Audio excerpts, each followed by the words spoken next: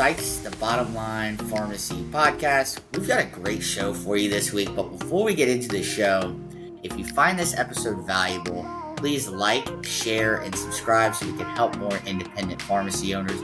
Also, visit us at pharmacyaccounting.com. If you're overpaying in tax, if you're prepping to start, buy, or sell a pharmacy, or just have a gut feeling that your financials aren't quite right, we have a suite of services for every need your pharmacy is facing.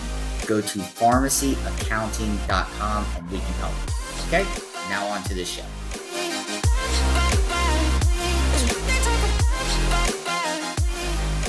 Welcome everyone to another episode of the Bottom Line Pharmacy Podcast. Switching up the format a little bit. Usually we're interviewing people, but today we're going to be talking about NCPA 2025. Going to be recapping the show. Going to be recapping some of the key takeaways that we had, and so we'll kind of just go from there. Bonnie, I wanted to start with, you and Alan usually get in there a couple days early. You go and do the ownership workshop. Tell us a little bit about the ownership workshop this year. What was different, if anything was different, and Yeah, I'm sure everyone's heard me mention the NCPA ownership workshop many times. We do those. I think we've been doing those for 13 years now. Happy to do so. Yeah, 2011 I think was the first year. Happy to do that. It's such a great program. If you're looking at buying a store, purchasing a store, any kind of ownership thoughts, you should start there. That's the first thing we ask new clients that start to work with us, is, have you gone to the workshop yet? Those are 3 times a year. So go ahead and start looking out for that for next year.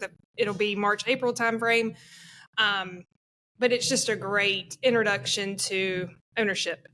Healthcare attorneys, financing options are there, wholesaler, all the different things. But yeah, we had a great turnout. It was a great couple days of a very eager group, Austin. It was fantastic. So it's interesting, because I've seen there's been a couple of new people that have been added to the ownership workshop panel. Shahida with Palms Pharmacy, Yes. Emla with Powell Pharmacy up in Ohio. So it's just very interesting that they're branching out into who they're kind of allowing speaking. What are some trends that you're seeing with startup pharmacies? I know the ownership workshop is kind of mixed. You get some startups, you get some people purchasing, but what are some of the trends that you're seeing with startup pharmacy owners? That you've noticed in the workshop. Interesting. We always kind of ask, or someone will normally ask when you first start the session, raise your hand, who's here to do a startup, who wants to purchase a store, and the hands will go up, and then by the end of the session you'll ask, and you could see that it completely changes even over a few days. Just after they hear all the ins and outs of it, people kind of start to second guess their scenarios. But I definitely see, after they hear from different vendors and people there, they seem to, the startups kind of tend to, that goes down through the weekend. But still, there's a lot of eager people out there. If you've got a great business plan and you've got a lot of great ideas and you've got the right location, you can make a startup work. I tell the group every time, like, some of our best clients were startups. So it's definitely out there. But we love to hear from like the people you mentioned that have stores. Hashem speaks a lot. And they're more relatable than the vendors and some of us. I mean, they really talk about real life scenarios in the pharmacy with their employees and their patients. And it's just a really great discussion. So, love the workshop. Again, check that out as we move to 2026. There'll be 3 of those if everything stays the same. It's a great place to start. Yeah. The other thing you mentioned, if you have a good business plan, you can definitely make a startup work. Speaking of business plan, they had the student business plan competition that we went to. Great. And that was really awesome to see the different colleges of pharmacy come together to talk about, putting a business plan together, talk about some of the way that if they were to open a pharmacy, how they would run it. Kind of some of the big things. Pretty much every single student that was up there every single plan had some part of like infusion incorporated in, or some sort of like high level consulting on the health side, which I think is interesting because that's a Clinical. big trend. Yeah, that's definitely a big trend that we're seeing in pharmacy ownership, is that it's shifting more towards clinical health consultations, infusions, things like that. In fact, one of them was like a pharmacy that was meant for treating like athletes. So they were located Yes. like on a college campus. They did IV infusions, things like that. So it's just very interesting Shout to out see to these. USC. Oh yeah, Yeah, it's just very interesting to see these models kind of emerge in pharmacy ownership. Well, I don't like to have favorites, but I would just like to say, as if anybody cares, the USC folks, I lost my wallet Mm-hmm. in New Orleans, and they found it. So They saved it. they found my wallet, and got it back to me, and so I was definitely going for USC because of that. Well, Austin, as you know, I couldn't make it, but you guys were at the convention as they went through that. Sykes Company has been grading Mhm. those business plans for 6 or 7 years now. Yep. And so USC was the one I graded this year. Yeah. And they happened to get second place, I believe. They were, all of the that was the best. I've been doing this 7 years, I think, 6 or 7 years. And that was the best one I've had since I started this. They were very impressive. I mean, even I don't know how they didn't win. I don't know what the other one had, but that thing was really good. I mean, just so well spoken. I was really, really impressed. I haven't sat in on the actual presentations before, and they were, and then they rapid fire questions. The panel does to the students on the spot for like 20 minutes after, not like 5 minutes. It was awesome. And speaking of USC, we're going to be speaking to that class We are. in a couple weeks, I believe it is. We are, and we had already planned that before these people found my wallet. I mean, what do you know? USC's got it going on. Yeah, they sure do. No, that's interesting, Scotty. You mentioned that you grade some of these. If you don't mind sharing, you don't have to, but if you don't mind sharing, what is your thought process when you're looking at a good, solid pharmacy business plan? What are you looking at? What are you paying attention to? If you kind of give like some criteria for the listeners out there that are maybe in the startup phase, they're looking at putting a business plan together. What are some things that they need to be thinking about? Well, there's a rubric, obviously, the NCPA has, and it's really like the USC business plan was a serious business plan. Like it could go to market. They could go to a bank and say, "Hey, there's our business plan. We want to do this pharmacy." Some of them they don't go that far with it. They'll just have a couple paragraphs on their market research. USC had like a whole page and a half of their market and why they were doing what they were doing. So it was very, very well thought out. Very thorough. And also look and see if they reference us as a resource or not. Yeah, it's always nice to have a plug. No, I'm just kidding. But that's funny. But no, I mean, it's how serious it is, how thought out it is, how realistic it is. You'll see all kinds of different things. But you make a good point, Austin. Even the students have already picked up on the fact that they have to do something different out there other than just fill scripts. They know that already right out of the gate. And I mean, they have big ideas, which is exciting to see. Each one that I watched did. And it didn't have anything to do with, obviously they're going to fill scripts, but it was well past that. Well, the days of just filling script is over and done with. I think we can just close that chapter. It's over. So it's, here, looking forward now, any pharmacy has to do other things, whatever that is. Yeah. Absolutely. Period. Which were some of the big topics we saw at some of the classes that we sat in on. I mean, even if like we were talking to Leanne this morning, and what did she say also? The gist of what she was saying is that, you can't rely on PBM reform to happen. And she brings up a good point. And, Scotty, we've had, and Bonnie, we've had plenty of people on our podcast that have talked about that. But Scotty, we sat down with Greco last week, and Kyle Beyer, who's a pharmacy owner at North Shore Pharmacy.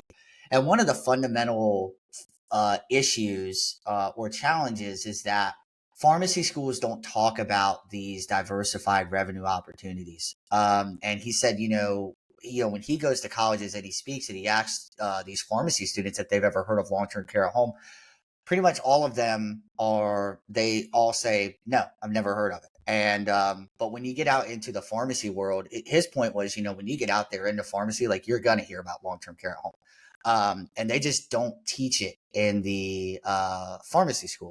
They teach you how to fill scripts and all that. So yeah, and that's what that kind of brings back around the ownership workshop. They just don't teach this in pharmacy school, ownership type things. Stock versus asset purchase. It's just more, obviously, it's just here's everything you need to be a pharmacist, but not the ownership piece, the business piece. And so that's why that's even more important. That kind of just came full circle, but even like I love groups like that. I hate to keep plugging USC, but they know enough and have enough people that at least get in their ear, some of these students, and they know they reached out and asked us to do a webinar with them, Scotty, about accounting, about purchasing a store if you want to be an independent. So this is something that students have put together and led to share amongst each other. So that's showing that they know that need is there. They're taking advantage of it. So it's great. There's a lot of value in community pharmacy, and that's not going to go away. I mean, the value is just going to increase because as there's, PBM squeeze more out or private equity gets more involved, there's going to be maybe a few less independents, which means the community is going to really crave that level of service even more. So there's going to be a lot of value there is a lot of value in a well-run independent pharmacy with multiple levels of service and care for those communities. Absolutely. Yeah. And that's exciting because, if that's something I want to do as a pharmacist, is I want to take care of people, I want to be a pharmacist, I want to run my own business. It's exciting. There's a lot of potential and opportunity, despite all the negative things you hear, this and that. People want high quality pharmacy care in their neighborhoods. So people are going to, frequent those businesses and they're going to support those businesses. Yeah. And people have to embrace the change. And even aside from the clinical part or taking care of the patients, AI is a big thing that's coming up that's changing the industry, every industry in our country. But definitely we heard a lot about that at the show too. A lot of different speeches and stuff were given, and AI was mentioned a lot. That's probably the buzzword. Yeah. They had a ton of classes on AI. Session on that. What'd you pick up from that? A couple things. One is that, AI is definitely here. There's a lot that you can do with it. There's also a lot of unknowns and a lot of uncertainty, especially when it comes to, patient information, patient data, being really careful about how you're using that patient data. I can tell you this, that, if you go on the average independent pharmacy social media page or YouTube or wherever they're putting content out, the kind of content that they have is not very high quality. Or if it is high quality, the amount of content that they're actually putting out is not a lot. And, what they're doing is they're kind of hiring agencies, and there's nothing wrong with hiring an agency, but you can offload a lot of your operations and a lot of the time that you're spending doing things like marketing or doing things like just general operations. You can utilize AI for that. So if you want to, put out more content that's patient focused, you can use ChatGPT. You can use Canva AI. It'll pretty much design graphics for you. So there's a lot of opportunity there. And, the goal here is to obviously keep patient data safe, and don't throw your patient data into ChatGPT, but find areas where you're kind of spending a lot of time that you could get back into working on your pharmacy and run that through some sort of AI or automation. That was the vibe that I got. We have Austin. We have an IT department here at Sykes Company, and so we're going to be rolling out some AI things with pharmacy in the future. Whatever that looks like remains to be seen. But we're going to be a resource in the AI space for pharmacies in some way or another. So yeah, I know Chris is in this room right now, so he's probably like, "What?" And so, Chris is in here. He did it with you, Scotty. He spoke cybersecurity. That's awesome. There we go. That leads right into my cybersecurity talk that we did at NCPA. Yeah. In fact, we have a follow-up off of that talk we did on cybersecurity for pharmacies. Definitely a hot topic.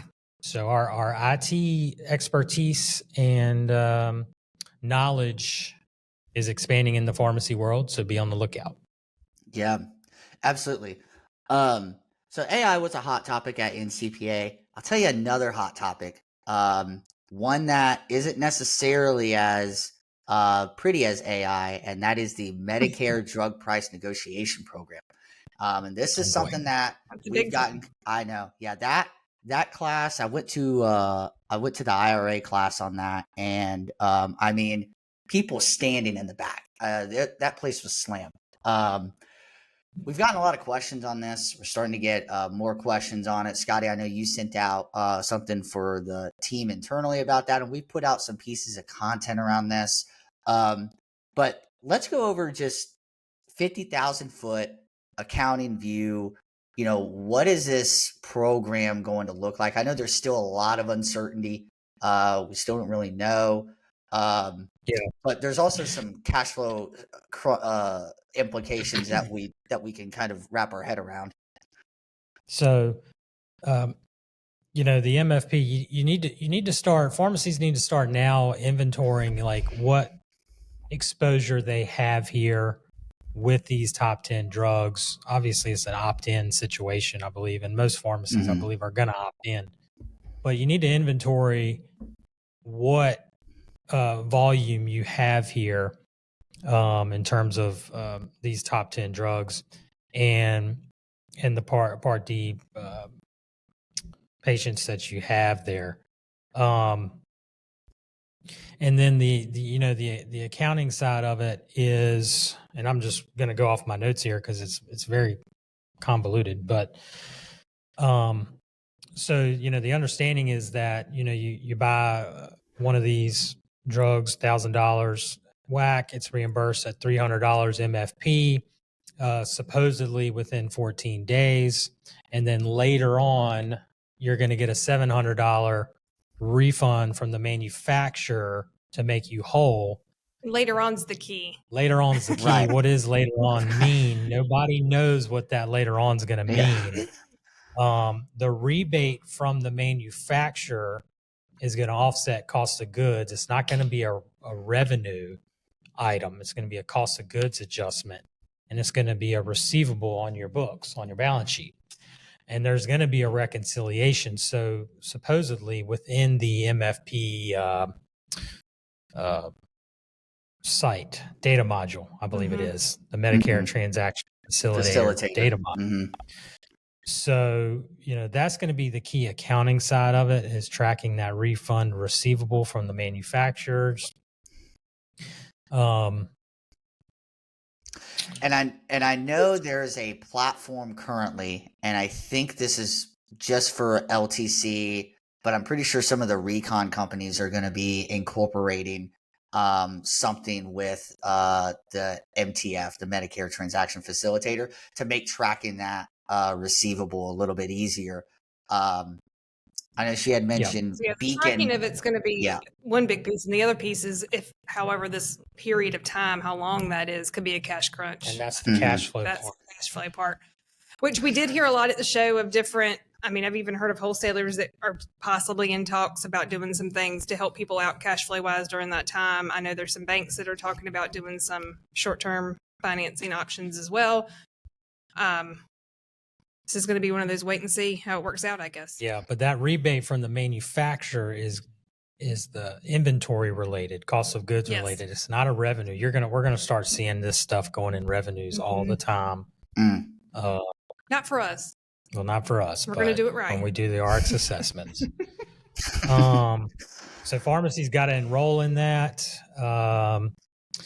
You got to pick where those payments are going when you enroll. You need to make sure all your data is updated. I'm going through my notes through my sources are from NCPA here, who's done a great job putting this stuff together. They got a bunch of resources, so I'm kind of just summarizing the things that were important to me. Ensure your NCPDP profile is accurate and updated. You definitely need to be logging into those portals. The Beacon platform, it's a free web-based platform where you can track each claim's refund status. But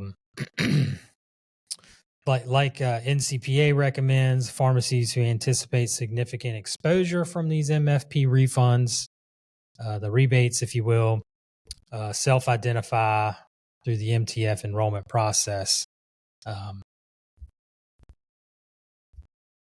That gives the manufacturer a basis for offering mitigation plans, faster refund terms per NCPA advocacy. Let's see here. Just something else to move right out of DIR over to this. Right. So forecasting, you need to map your dispensing volume of the selected drugs list. Identify which of the first round 10 selected drugs your pharmacy carries. Determine your average acquisition or weighted average cost for each. Determine the CMS published MFP reimbursement for the drug for 26. Estimate the time lag for the manufacturer refunds. NCPA's projecting 45 days. Mm-hmm. Whether that's accurate or not, this is all preliminary. This is everybody's best guess. Model, you're going to do the acquisition cost minus the MFP reimbursement equals the negative margin until you get a refund. So there's going to be negative margins until you get the refund. That negative margin until the refund, that delta is your working capital float. fun times. So, Well, and it's going to affect some more than others, just depending on your makeup. and yeah, what you that's got. right. Yeah. That's right. So, Yeah. Across the board. you do need to do reconciliation frequently. Mm-hmm. Which, can we just say that how important that is aside Just in from this? general. Yeah, just in general, it's important to I mean, we still see top. people not reconciling their claims. Yeah. In fact, Well, we're actually doing a webinar coming up. It's a Yeah. whole other issue. Even the reconciliation's all jacked up half the time. I just want to plug that Absolutely. in case someone missed it from a prior episode. One of the things Working that with your wholesaler is on here. Obviously, we've talked about that. Also, I'm going to plug one of the banks. I know Live Oak Bank has a express loan, Mm-hmm. and you could get funded in a week or two with that, and you can get up to $350,000. I think it is. Yep. Again, you can get funded in 1 to 2 weeks. Get $350,000. It's probably not too early to be thinking about it. I mean, Well, yeah, I mean that's what. if you're heavy with this kind of stuff, you think it's going to hit you hard. Might not be a bad idea. Yeah, you're going to want to get some working capital. You can always pay it back. Exactly. You can always pay it back. It goes into a Live Oak savings account at 3%. You're paying 9%. That's a 6% net. You don't want to wait till the day you run out of cash in the bank to start making those calls. If you can help. Right. Yeah. There's also an NCPA business MasterCard that could possibly work for this situation as well. If you Actually, get I've already an seen a lot of NCPA clients business MasterCard. utilizing those, Yeah, we got a lot of clients using jumping on those. So yeah, I mean, at some point you're going to have to do something. Keep things going. So again, that working capital exposure, that's what you got to figure out. That's what you got to have some kind of idea of, what MFP drugs you're dealing with, what you're paying, what your MFP reimbursement's going to be, what that delta is, that 45-day gap supposedly, and then having the working capital to fill that in. So NCPA's got on here, and Syncora was, I want to speak for them, but this is all from those resources. $27,000 of additional working capital per pharmacy.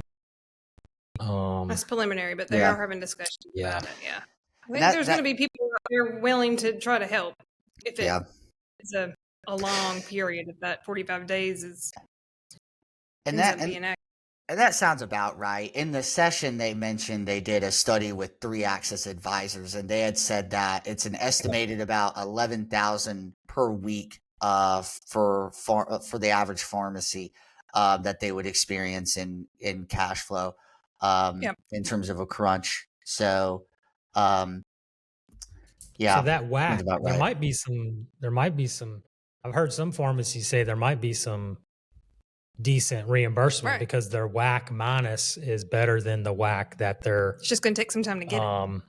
That they're all reimbursing off of or refunding off of. So there could be some margin in here overall for some. To be determined. But we'll keep everyone up on this as we find out more. And there's 3 drugs in particular that are coming off of that brand and coming into generics. So definitely be keeping track of that as well, because once they come off the brand and go into generic, you'll want to switch your patients over to that generic. So that way you don't have to deal with that. And that should, free up a little bit of give pharmacy owners some wiggle room. But pharmacies definitely need to go into the end of the year, cash flow conscious. And, I always tell folks, a line of credit is great to have when you don't need it. But you can't get them when you need it. So go ahead and get line of credits in place for pharmacies listening, just as a short-term bridge here that you might need. And line of credits are short-term bridges. That's all they're supposed to be used for. And so that would certainly be, if I was a pharmacy owner and I did not have a line of credit, that would definitely be on my list to do. And you always say, well, how much do I need? Well, get as much as you can. Get as much line of credit as you can. Get as much credit as you can. Right. You don't have to take it out. Yeah. You don't have to use it, but if they're going to offer you 200, take 200. Don't just say, I just need 50. I mean, cash flow take it all. Is the issue. One of the major issues in independent pharmacy, and it's always going to be. Some big changes. Yeah, absolutely. So, it's going to be interesting, but those are some key takeaways. I've got on my notes here. Yeah. Yep. Austin, did you get anything good to eat when you were in New Orleans? I mean, we had seafood gumbo. Some seafood gumbo. I had Alaskan halibut. I didn't even know that was a fish. Yeah. So I had that, and this is the last dinner. Where'd y'all go? What was that place called?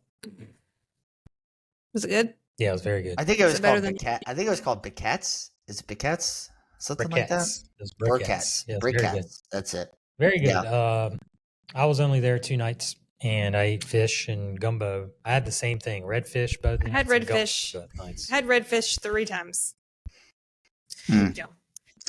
And then beignets were fantastic. Now, I do have a quick question. Just pivoting real quick. Where are you guys right now? Is this like an in-person studio setup? I see Alan's picture on the desk. Like, what's going on? What is going on with everybody? It's like the hot topic of the town. Everybody wants to know what is going on with the Bottom Line Pharmacy podcast. I'm just going to be completely honest. If anybody didn't know, we had a pretty impressive guest on a couple episodes ago. I think his name was Mark. Oh, Alan Sykes. Oh, Mark. Austin Murray. We had Mark Cuban, and we've been talking about a new studio forever. But we had already been talking about it way before that. But that was definitely we need to do something else. We've been live doing this for a while now. What episode are we on, Austin? We are on, I actually have it pulled up. Since we became the #1 pharmacy podcast, we had to, we had to invest in our studios. So it was time. It was time for an upgrade. We're still working on it though. Like we're going to be able to do CEs in here, our own CEs. We'll be able to do anything. We do need to work on the lighting look. Look how good it looks like that when it's just you by yourself, but then when it's all of us, it's real bright. Yeah, that middle camera. Like that's good. The middle camera. But when it's everybody, we had a lot of, Chris walked into, we had a lot of internal people tell us it was too bright. Well, I don't know. It's only when me and Scotty are both on the same, talk at the same time as me. Hello. Like that. See? Hello? So basically stop talking at the same time and it should fix the It never happens though. One of us is trying to shut the other one up. The biggest thing that I've learned today is that Austin has never seen the movie Office Space. Scotty? I have not. I'm not interested in it either. I sent a meme this morning with the Office Space boss, and Austin said, basically, I don't know what that means. So I knew what it meant. I just didn't know. I've just seen the meme because that's how Gen Z. That's how we talk to each other. We talk to each other in memes. So we know memes. We know the references. We just have never seen the full movie. Yeah, it's really funny. We don't have time for that because we're too busy doing TikTok dances. We don't have time to stop and actually watch a movie. That's the next place that all of this is going to go. I've been saying that for years. Mm-hmm. We need a TikTok page, and we need Island to dance. No. But you did mention the picture. Island. Glamour shot. What else we got? Chris, it's too dark. I think that's too dark. I think that's it. We had a good show. Just kind of recapping everything. Diversified revenue. If you're not in it already, get into it. Find out what works in your community. I mean, Scotty and I did a webinar with AP on this topic. Find out what works in your community, roll out 1 or 2 revenue streams, and just start there.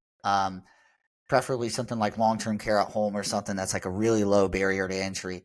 The ownership workshop and the business plan, a lot of opportunity for startups, especially now with a lot of these pharmacy deserts. There's opportunity for some pharmacies that have solid operations to come in. And then the MDP&P, just make sure you're staying on top of your receivables. Make sure you've got enough working capital, and get the working capital when you can before you need it, because when you need it, you might not be able to get it. Is the huge thing there. Scotty, Bonnie, you guys have anything? It sounds like I can sit here and talk all day. I mean, you kidding me? Like, I'm just getting started. Well, it sounds like, because I'm still fairly new to the Sykes biz, and when I first came in, DIR fees and the double DIR fees were the huge topic, the double dip, and this MDP&P stuff has the potential to actually be worse than DIR fees, but it sounds like the preparation is pretty similar in terms of making sure you're in a good cash position. Right. Well, I think with the MFP, the theory is that you're going to be made whole. You're not going to lose money. Like with DIR, you were losing money. Right. Negative. So you're going to be made whole here. Just a matter of when. Will there be any margin there? I don't know. That's going to be with the WAC and the. But that's where the reconciliation is so important. Always, but especially with this, but always is if you're not reconciling, you don't know that you've been paid for something. So. Mm-hmm. So the thinking here is we're going to see some margins change. Well, they're probably already filling these drugs. Let's think. They're probably already filling these drugs at a point or two, if that, maybe even at a loss. So maybe we don't see margin change. Not for a bit. Because right now they're already filling those drugs, but they're either losing money or they're just making a point or two. And then it's really going to matter. Your receivables are going to matter. That's what's going to drive the income. So you might actually margin might even tick up a notch if you got a good deal on buy side. And we haven't Maybe, even I been. don't know, it's going to be interesting. Maybe we'll see margins tick up a notch. Thanks everyone for listening in. If you went to the NCPA show and you have any questions, definitely reach out to us. Even if you didn't go to the NCPA show and you have any questions, reach out to us through our website or through our email. We look forward to next NCPA next year. It'll be in Kansas City. Yeah. Kansas City. Yeah.